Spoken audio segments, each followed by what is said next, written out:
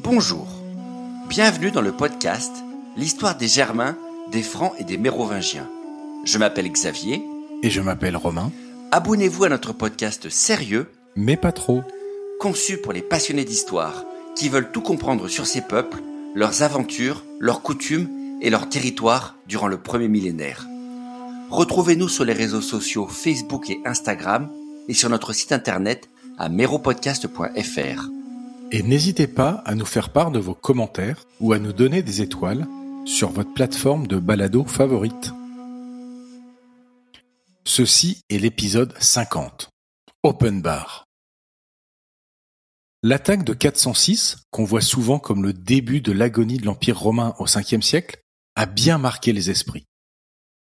Elle a surtout initié la réaction en chaîne de désintégration de l'autorité de l'empereur et de sa cour, basée depuis 402 à Ravenne, sur son territoire. Et oui, vous avez bien compris. Honorius, que je me garderai bien de qualifier, car il a laissé un triste souvenir, a décidé de quitter Milan, bien trop dangereuse, depuis qu'Alaric a envahi 1 ou 2 fois l'Italie. Et il est parti se planquer comme un lâche au bord de la mer dans la ville de Ravenne.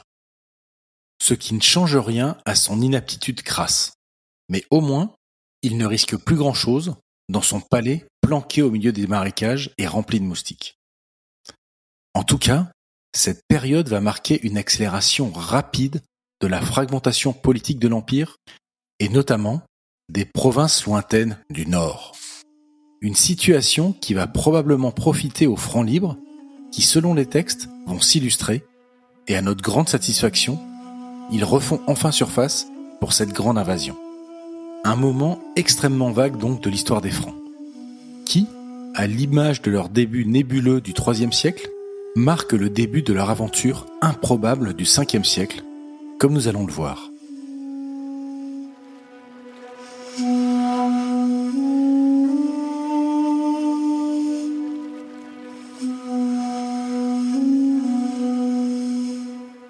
Lorsque les supergroupes de Vandales, d'Alains et d'Ostrogoths et de la myriade d'autres peuples rapportés par les auteurs antiques franchissent le Rhin le 31 décembre 406 pour piller la Gaule, la question se pose légitimement de savoir qui sont les hommes qui s'opposent à eux et que les textes qualifient simplement de Francs.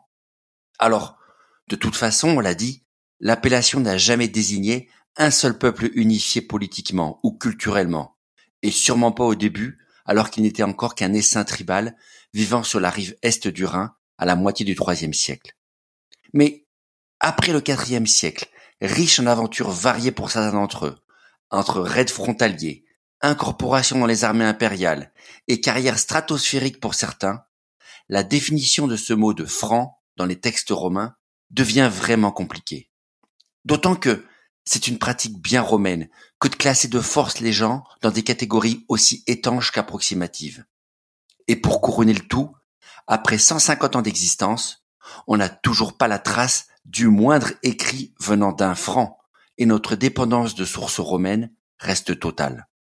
Mais bon, si on se résume, on peut tout de même identifier 3 grands types de populations vivant maintenant en territoire romain ou à ses marges, et décrites peu à peu comme francs, vu que les auteurs romains classent souvent ainsi, sans trop faire d'efforts pour distinguer clairement qui est qui selon le contexte. On a les prisonniers, les migrants et les libres. Alors, dès la fin du IIIe siècle, les prisonniers de guerre francs se sont accumulés après les reprises en main successives des empereurs à poigne, les Auréliens, les Probus et les Constance Chlore, qui ont su contrer les pillages à grande échelle de la période. Tous ceux qui n'ont pas fini esclaves dans un domaine en Ibérie ou en Afrique, sous le glaive des légions ou dans un amphithéâtre, ont été relocalisés pour la plupart en Gaule, sous différents statuts. Les Déditis, les Gentils et surtout les Lètes. Alors, que reste-t-il de la culture et de l'identité barbare de ces hommes et de leurs descendants 100 à 150 ans plus tard? Sans doute pas grand-chose si on fait l'hypothèse que la machine romaine a continué d'intégrer et de digérer ces peuples dans son sein comme elle l'a toujours fait. Tout au plus, en Gaule du Nord, où la plupart ont dû se retrouver, on peut imaginer qu'un peu de culture germanique s'est disséminée dans la population locale, qui a dû absorber ces hommes et leurs descendants. La question est tout de même un tout petit peu différente pour les Lettes, car ces prisonniers-là ont eu le privilège spécifique, ou la malchance, c'est selon, de finir dans des colonies très particulières, normalement séparées du reste de la population et gardant une identité propre. À la fin du IVe siècle, on recense d'ailleurs une douzaine d'établissements distincts de Lettes, tous situés dans la moitié nord de la France moderne et de la Belgique. Les descendants des premiers prisonniers sont apparemment restés dans ces communautés, regroupés dans ces colonies et gouvernés par un préfet romain. Ces hommes, en tout cas les enfants des enfants de leurs enfants, continuent apparemment une existence séparée au sein de l'Empire, en mettant en valeur les terres impériales et en servant dans les différentes armées comme un contingent particulier. Une configuration un peu particulière donc, avec un statut légal distinct qui a dû favoriser la maintenance d'une certaine forme d'identité germanique un peu particulière à ces hommes sur plusieurs générations. Oui. Enfin, faut voir sur l'étanchéité totale du truc quand même. On a parlé d'un certain nombre de francs arrivés en haut de l'échelle militaire au quatrième. Et donc, on peut imaginer qu'ils sont pour certains issus de communautés lettes, normal. Rappelle-toi Magnence par exemple. Et Rome, en général, peut aussi accorder la citoyenneté à des combattants valeureux au bout d'un certain temps. Donc ce n'est pas si sûr qu'ils soient tous restés comme des citoyens de seconde zone sur les 10 dernières générations. C'est vrai. Et honnêtement, il y a beaucoup d'incertitudes sur la forme précise de ces communautés et sur le destin de leurs membres sur le temps long, vu que les traces archéologiques sont quasi nulles. Mais leur maintien dans des colonies spécifiques sur plus d'un siècle et demi, peut-être même renforcé par l'arrivée de nouveaux prisonniers au fil du temps pour garnir leur rang, semble peu contestable au vu des textes. Continuant à vivre en tant que communauté distincte et mobilisable militairement dans les différentes armées romaines du temps, ils ont très probablement contribué à cette barbarisation de l'armée dont on a fait, à tort, le grand responsable des déboires militaires de l'Empire. Inévitablement, dans le nord de la Gaule, où leur concentration semble avoir été la plus nombreuse, il est probable que ces communautés ont fini par représenter une sacrée minorité au sein du monde gallo-romain autour d'eux, civils comme militaires, et que cette présence a dû laisser des traces dans le monde qui s'ouvre au Ve siècle. Mais il y a sans doute un autre phénomène, moins documenté explicitement dans les textes, mais tout aussi important, en marge des groupes de prisonniers intégrés dans le monde romain. C'est évidemment les migrants germaniques, qui viennent eux aussi volontairement peupler le nord de la Gaule en traversant la frontière et en s'installant sur ces terres souvent laissées à l'abandon suite aux catastrophes successives du IIIe et du IVe siècle. Et ce phénomène-là, même s'il est très difficile à quantifier, a dû jouer tout autant que celui des prisonniers implantés manu militari par les Romains. Attends. Est-ce que tu n'es pas en train de nous dire que c'était une tentative de grand remplacement ?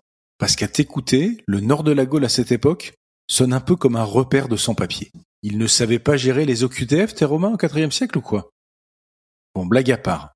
Je suppose que les gardes frontières avaient des circonstances atténuantes. Disons que, sous le mot migrant, on a sûrement deux phénomènes différents qui se combinent. D'abord, et pour le coup on en a parlé plus d'une fois, il y a les mercenaires, qui se sont enrôlés légalement au fil des guerres de l'armée romaine.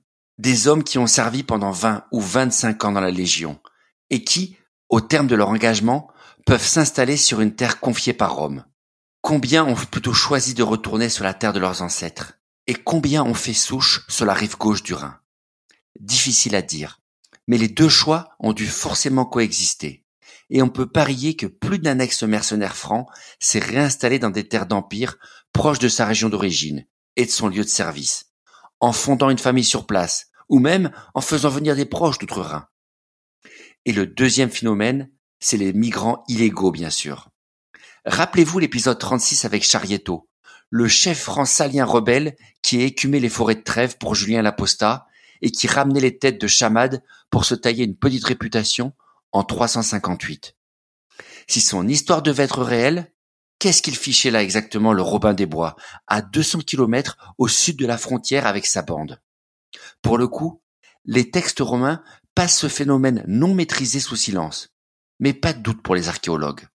Une quantité certaine de migrants, plus ou moins pacifiques, en tout cas plus pacifiques que Charieto, ont dû passer les frontières au gré des problèmes politiques de la période et se mélanger avec les populations locales du nord de la Gaule au fil du temps. Ces groupes de barbares ont probablement été amenés à abandonner partiellement leurs traditions agricoles, artisanales et commerciales et d'adopter une partie de la culture locale de la Gaule, mais ont aussi sûrement influencé la région où ils se sont relocalisés. Et ainsi, ils ont participé à la fondation d'une culture métissée originale entre le monde gallo-romain et le monde germanique. Et le meilleur exemple de ce phénomène bien attesté par l'archéologie, c'est qu'à partir du IVe siècle, on voit un changement notable des pratiques funéraires attribuables aux barbares d'Empire. Les mercenaires francs qui s'établissent en Gaule du Nord à partir de cette période semblent avoir inventé le concept de l'enterrement de leurs dépouilles avec leurs armes. Une nouveauté en contradiction avec les coutumes habituelles en vigueur chez les francs libres à l'est du Rhin, où on se faisait plutôt incinérer, et inexistante à l'ouest, où les armes des Romains sont du matériel impérial, qu'on n'emporte pas avec soi dans la tombe.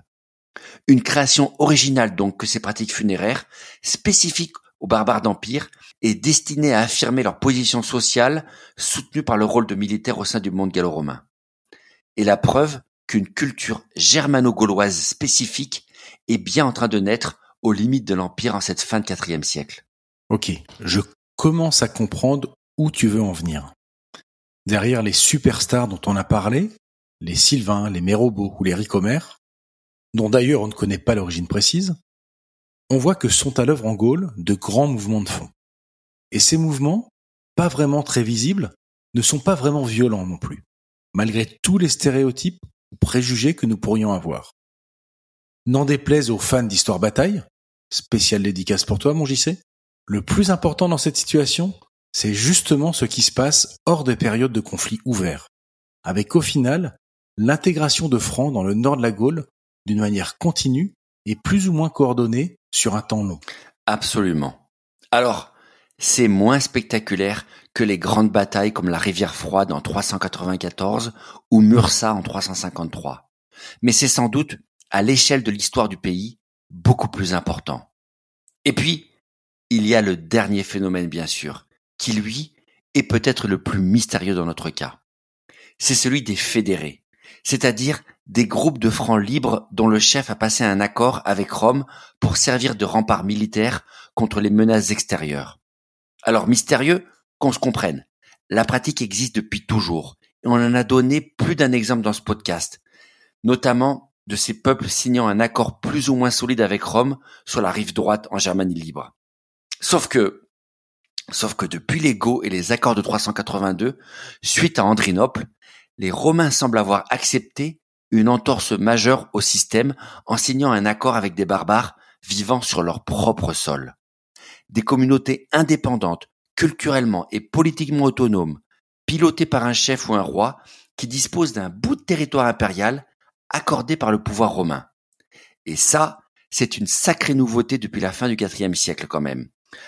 Et les dernières décennies de bazar pour faire vivre ce modèle avec les Goths au sud du Danube montrent que la coexistence entre Romains et barbares n'est pas si simple, même avec ce modèle. Est-ce que les Francs ont réussi à obtenir un tel statut sur le sol romain et comment? La question reste débattue à ce jour par les historiens et sans réponse évidente.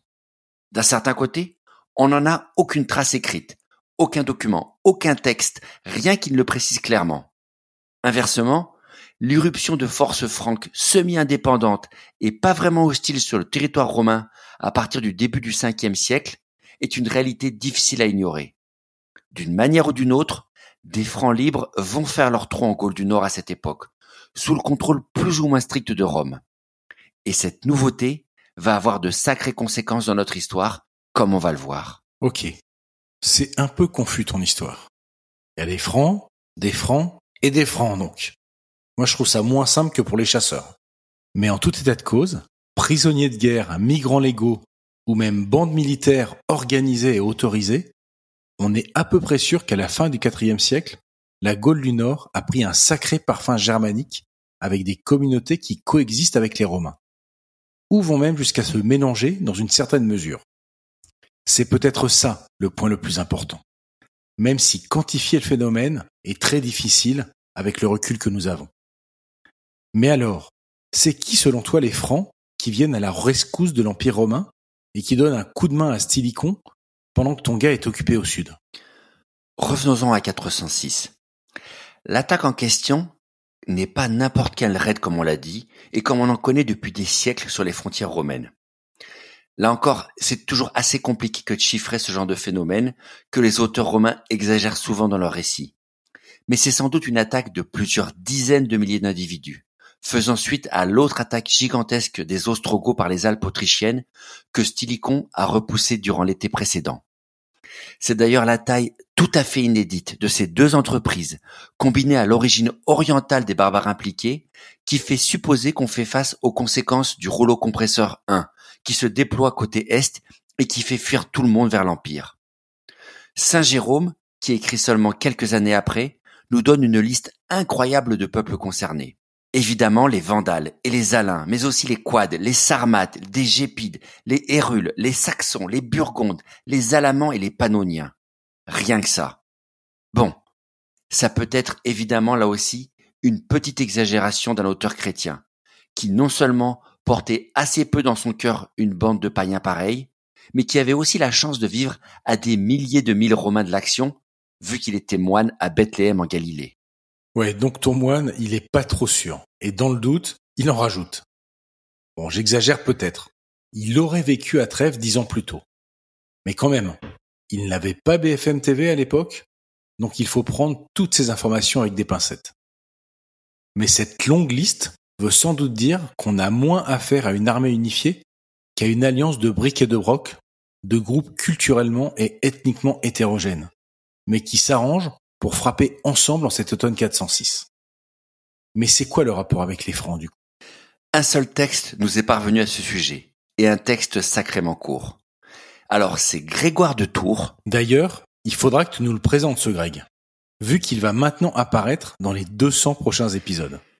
Notre homme va dans son ouvrage de référence de la fin du VIe siècle tenter de tracer l'origine des Francs, et nous donner le seul récit de leur rôle dans cette histoire.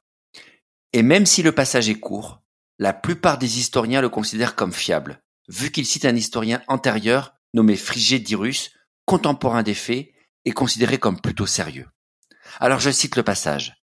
Rebatus Profuturus Frigéridus, dont nous avons déjà parlé, rapportant la prise et la destruction de Rome par les Goths, nous dit Resplendir, roi des Alains, retira son armée des bords du Rhin, car les Vandales étaient en guerre avec les Francs.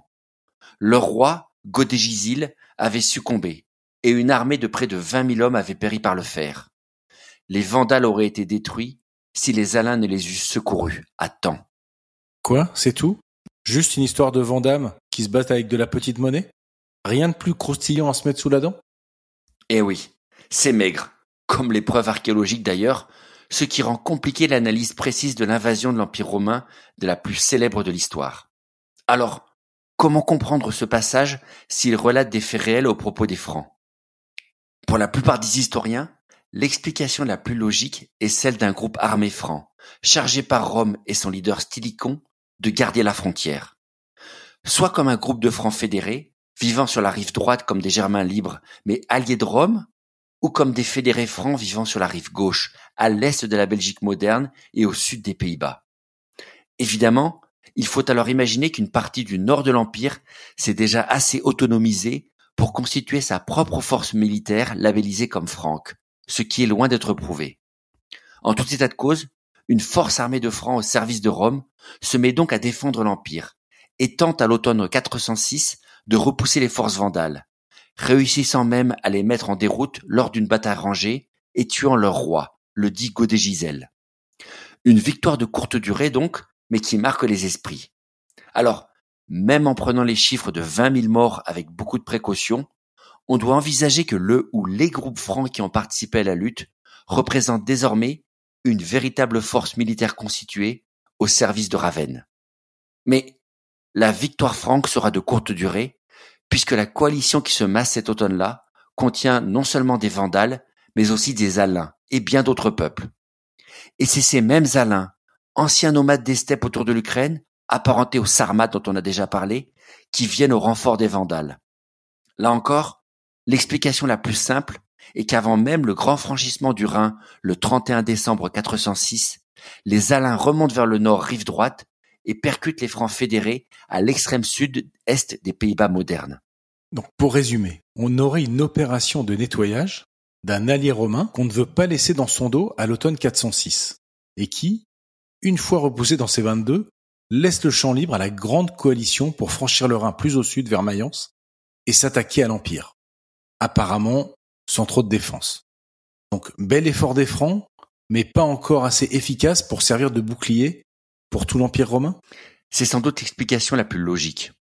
Une force franque pas assez forte pour bloquer l'offensive géante sur le Rhin, mais assez puissante quand même pour se retrancher dans sa zone nord, rive gauche ou rive droite, et s'y replier pendant que la déferlante se dirige vers la Gaule. D'ailleurs, la longue liste de villes qui vont tomber dans les mois qui suivent le passage du Rhin et que nous donne Jérôme de Bethléem est éloquente. Mayence a été capturée et détruite. Worms s'est fait éradiquer. Reims est tombé aux mains des Germains, ainsi qu'Amiens, Arras, Thérouanne, Tournai, Spire et Strasbourg. Une liste cataclysmique qui, là aussi, peut être exagérée, mais qui montre bien que les défenses impériales ont été débordées. Mais une liste un peu surprenante tout de même si on regarde une carte. Car elle nous montre une invasion en deux branches. Une qui fonce plein sud et une plein ouest si on prend Mayence ou Worms comme point de départ. Ce qui signifie que l'attaque généralisée de 406 a totalement contourné et laissé tranquille la région nord de l'Empire. C'est simple, mis à part Tournai située côté belge de la frontière à quelques kilomètres de la ville moderne de Lille, pas une ville du nord de l'Empire ne tombe aux mains des Germains. Si on peut dire, le nord s'en sort. Trop fort. Bon, on est d'accord que cette force de Francs, battue par les Alains et les Gérards à l'automne 406, mais pas assez franchement pour l'empêcher de se replier sur le nord, a pu constituer un point de résistance sur le territoire de ceux qu'on appelle les Saliens. Mais ce n'est qu'une hypothèse, et rien de plus. On ne sait pas si c'était effectivement des Saliens ou d'autres Francs qui ont tenté de bloquer le passage à la coalition de 406, ni même si cette histoire est sérieuse ou cousue de fil blanc. Mais le résultat de tout ce bazar, c'est qu'en effet, les Francs de la région nord, qu'on va un jour appeler les Saliens, se retrouvent de fait un peu coupés du reste de l'Empire. En attendant, revenons à Ravenne, où il y a toujours Stylicon qui doit commencer à s'affoler un peu quand il reçoit les rapports du bazar sur la frontière du Rhin. Alors les Romains du IIIe et du IVe siècle ont su reprendre le contrôle après des périodes faibles, voire catastrophiques, oui. Mais le Ve siècle est là, et c'est une toute autre histoire qui commence pour les frontières. Car dans les semaines qui suivent le déferlement des supergroupes sur le Rhin, c'est la pagaille généralisée qui s'impose à l'Empire de l'Ouest. Car Stylicon doit affronter en même temps l'invasion et l'usurpation du commerce de la Bretagne en révolte. Un homme qui se proclame maintenant lui aussi empereur sous le nom de Constantin III et qui tente lui-même de contrer l'irruption barbare en Gaule à partir du début 407. Englué dans les embrouilles politiques et incapable de vaincre militairement tous ses nouveaux ennemis, notre barbare d'empire vandale favori va perdre pied. Et en achetant une nouvelle paix avec Alaric au sud, puisque les beaux projets d'attaque de l'Orient viennent de tomber à l'eau, il se met définitivement l'aristocratie romaine à dos. Lâché par les nobles romains, une nouvelle clique de la cour convainc Honorius de se débarrasser de son beau-père. Et Stylicon finit donc exécuté par l'empereur dès 408.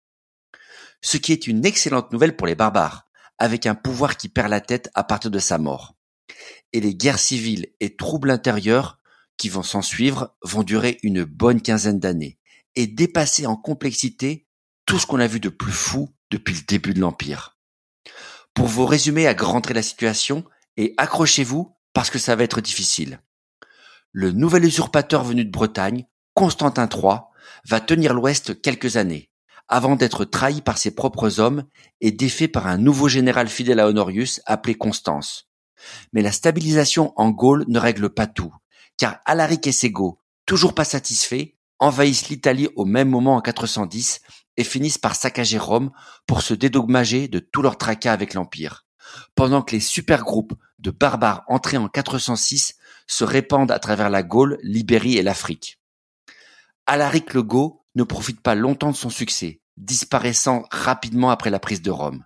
Mais dès 411, est remplacé par son beau-frère, un certain Atolphe, un Goth dont l'armée a kidnappé la petite sœur de l'empereur Honorius, une certaine Galla Placida, lors de la chute de Rome. Le Goth épouse la princesse et réussit à s'installer dans l'Aquitaine puis l'Espagne, malgré la pression du fameux général Constance qui ne peut le vaincre. Un homme qui s'imposera finalement comme coempereur aux côtés d'Honorius sous le nom de Constance III et qui récupérera la petite sœur kidnappée en 417 des mains des Goths pour l'épouser lui-même, mais qui va mourir rapidement en 421, juste avant que la guerre entre l'Empire d'Orient et d'Occident ne se rallume avec Théodose II, le fils d'Arcadius. Oula, mais c'est quoi ce bordel? Tout ça, juste en 15 ans? Et résumé en plus, sans aller dans les détails graveleux, comme Gallia Placida qui s'enfuit chez son neveu Théodose II pour échapper aux mains baladeuses de son petit frère incestueux Honorius à la mort de son deuxième mari, l'ex-général devenu co-empereur Constance III.